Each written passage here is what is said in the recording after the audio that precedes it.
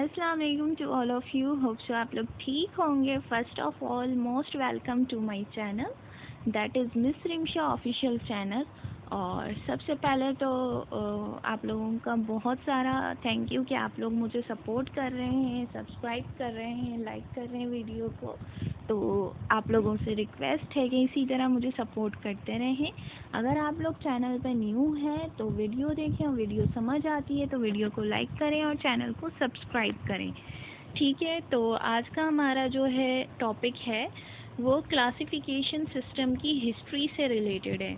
ठीक है, तो हिस्ट्री के बारे में पढ़ते हैं आज के टॉपिक में, जो कि थोड़ा सा इंटरेस्टिंग टॉपिक है। तो आइए स्टार्ट करते हैं। So, the earliest known system of classification of organisms comes from Greek philosopher Aristotle. Earliest सबसे पहले जो क्लासिफिकेशन का जो सिस्टम है किसी भी ऑर्गेनिज्म का, वो कहाँ से वजूद में आया, उसका कॉन्सेप्ट अरस्तु ने, जिसको अरस्तु कहा जाता है, यानी कि ग्रीक फिलोसफर जिसको एरिस्टोटल लिखते हैं लेकिन कहते हैं अरस्तु है। ठीक है, अच्छा। He classified all living organisms known at the time as either in the group of Plantae और इन एनिमलिया। ठीक है, उन्होंने क्लासिफाई किया लिविंग ऑर्गेनिज्म को उस वक्त जो जाने जाते थे दो तरह के ग्रुप में। ठीक है, एक का नाम प्लांटाई कह दिया और एक को एनिमेलिया कह दिया। इन 700 अबू उस्मान उमर अल हिजाज, इन्होंने डिस्क्राइब किया करेक्टरिस्टिक्स को 350 स्पीशीज़ एनिमल्स के अपने बुक में। He wrote a lot about the life of ants, चूंटियों के बारे में इन्होंने बहुत सारा कुछ लिखा, चूंटियों की ज़िंदगी के बारे में। इन 1172 में इब्न रश्द, जिनको एवरोज भी कहा जाता है, इन्होंने ट्रांसलेट किया एरिस्टोटल बुक को, जिनका नाम था डी एनिमा। ठीक है, De Anima on the soul in Arabic. तो ग्रीक लैंग्वेज से अरबिक लैंग्वेज में ट्रांसलेट किया इब्न रुश्द ने। ठीक है, in the end of 15th century के एंड में many biologist has started work on classification method. बहुत सारे बायोलॉजिस्ट ऐसे थे जिन्होंने स्टार्ट किया किस पे काम करना, क्लासिफिकेशन मेथड्स पे काम करना। मिसाल के तौर पर कैरोलस लीनियस ने डिवाइडेड नेचर इनटू 3 किंगडम्स। 3 तरह के किंगडम्स में कैरोलस लीनियस ने क्या किया कि नेचर को डिवाइड किया, और उनमें क्या इंक्लूड था, मिनरल्स, वेजिटेबल एंड एनिमल्स। ठीक है, लीनियस ने यूज़ किया 5 रैंक इन क्लासिफिकेशन। ठीक है, 5 रैंक्स क्लासिफिकेशन में यूज़ किया, और 5 रैंक्स में क्या था, class, order, genus, species and variety. Linnaeus is best known for his introduction of the method. Linnaeus जो है उसको बहुत ही बेस्ट जाना जाता है उसके इंट्रोडक्शन के हिसाब से, of the method still use to formulate the scientific name of every species. यानी कि जो सजेशन जो दी थी हर स्पीशी के साइंटिफिक नेमिंग की, वो किसने दी थी, कैरोलस लीनियस ने।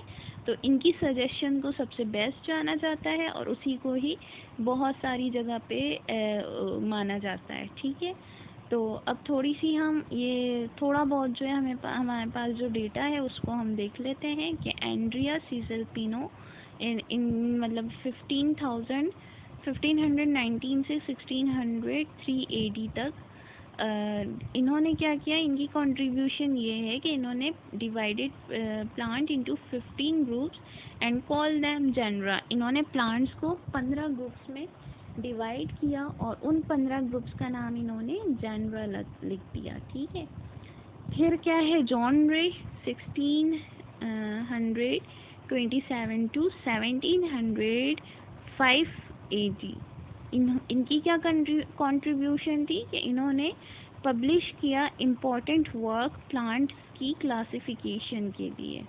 ठीक है, फिर है अगस्टस रिवेनस 1652 टू 1723 AD इन्होंने क्या किया, इन्होंने इंट्रोड्यूस किया ऑर्डर का टैक्सोन। फिर है आपके पास टॉर्नीफोर्ड, इन्होंने इंट्रोड्यूस किया the taxa of class and species. फिर कैरोलस लिनियस, ये जो कि 1707 to 1778 AD, इन्होंने ग्रुप किया स्पीशी को according to similar physical characteristics. ठीक है, फिजिकल कैरेक्टरिस्टिक्स जिनमें सिमिलर थी उस हिसाब से कैरोलस लिनियस ने ग्रुपिंग की। ठीक है, biologist prefer such systems that can provide maximum information about the basic differences and similarities among different organisms।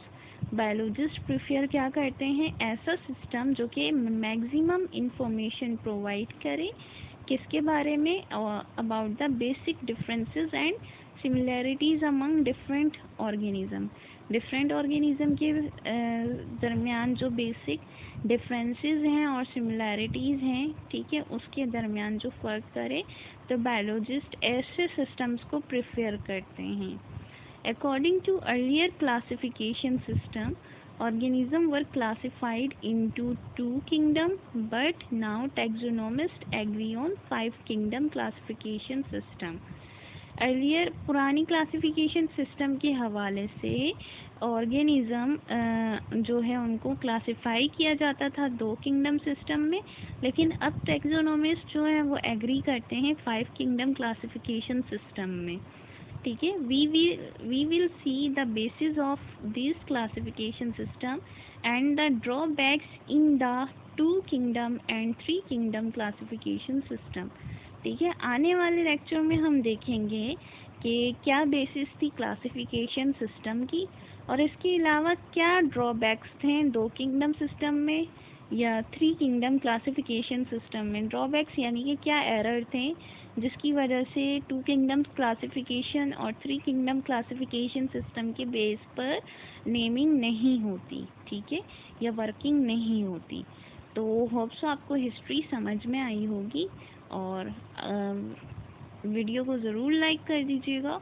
और अगर आपको कोई कन्फ्यूजन है, कोई प्रॉब्लम है टॉपिक से रिलेटेड, तो आप मुझसे कमेंट सेक्शन में पूछ लीजिएगा। और इसके अलावा आप मुझसे इन कम्युनिकेट कर सकते हैं फेसबुक के थ्रू और फेसबुक पेज के थ्रू और कमेंट के थ्रू। ठीक है, तो मिलते हैं नेक्स्ट वीडियो में। अपना बहुत सारा ख्याल रखिएगा और दुआओं में याद रखिएगा। तब तक के लिए अल्लाह हाफिज़।